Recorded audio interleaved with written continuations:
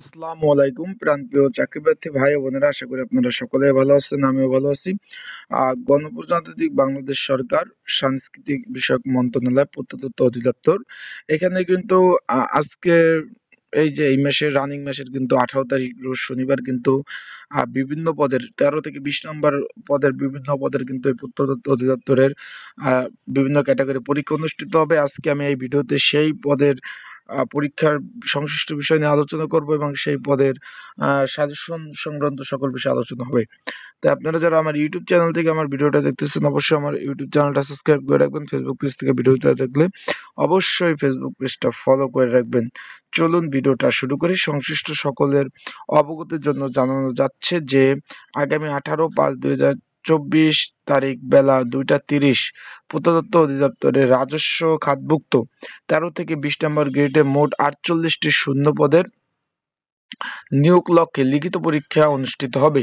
সকল আবেদনকারী www.www.doteletalk.com এর মাধ্যমে ওয়েবসাইটের হতে প্রবেশপত্র ডাউনলোড করতে পারবেন।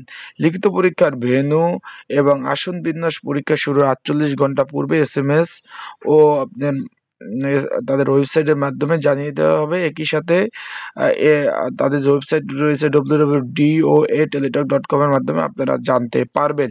এখন তারা এটা বলতে চেয়েছে যে পরীক্ষার শুরু হওয়ার যে ধরুন পরীক্ষা শুরু হবে হলো আপনার 18 তারিখে, মানে 2 দিন আগে আপনার আসন বিন্যাস জানিয়ে দেবেন। যেহেতু পরীক্ষা 13 থেকে 18 গ্রেড 13 থেকে 20 নম্বর গ্রেডের পরীক্ষার্থী আপনারা রয়েছেন যারা, আর তাদের জন্য তাদের পরীক্ষার জন্য একটি কমন উপযোগী স্পেশাল একটি সাজেশন তৈরি করা হয়েছে। যদি আপনাদের প্রয়োজন হয় কারো, স্ক্রিনের উপরে যে হোয়াটসঅ্যাপ নাম্বারটা দেখতেছেন এই নাম্বারটা আপনারা বাংলালিংক হোয়াটসঅ্যাপ নাম্বার, এখানে যোগাযোগ করে এই যে সাংস্কৃতিক বিষয়ক মন্ত্রণালয় আন্ডারে আপনার প্রত্নতত্ত্ব বিভাগের অধিদপ্তরের যে পরীক্ষা হবে এই 18/5/2024 সেই পদের সাজেশনটা কিন্তু আপনারা সংগ্রহ করে নিতে পারবেন যাদের প্রয়োজন হবে তারা অবশ্যই।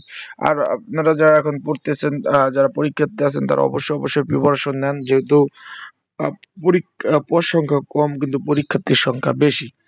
সেই লক্ষ্যে কিন্তু আপনাদের প্রিপারেশনটা সেইভাবে নিতে হবে এবং প্রিপারেশন ভালো হলে ইনশাল্লাহ পাস করা সম্ভব। তাই যারা পরীক্ষার্থী আছেন অবশ্যই পড়তে থাকেন। আর সময় কিন্তু বেশি দিন নাই, কারণ আজকে 10 তারিখ, 18 তারিখ পরীক্ষা, মানে এক সপ্তাহ পরেই কিন্তু এই বিভাগের পরীক্ষা অনুষ্ঠিত হবে। তো আজকের ভিডিওটা এই পর্যন্ত। সবাই চোখ রাখবেন আমার ইউটিউব চ্যানেলে, ফেসবুক পেজে। সকল ধরনের আপডেট তথ্য কিন্তু আমার ইউটিউব চ্যানেল, ফেসবুক পেজ থেকে আপনারা পেয়ে থাকবেন। তাই সবাই ভালো থাকুন, সুস্থ থাকুন, চোখ রাখুন আমার ইউটিউব চ্যানেলে। আজকের ভিডিওটা এই পর্যন্ত। আসসালামু আলাইকুম।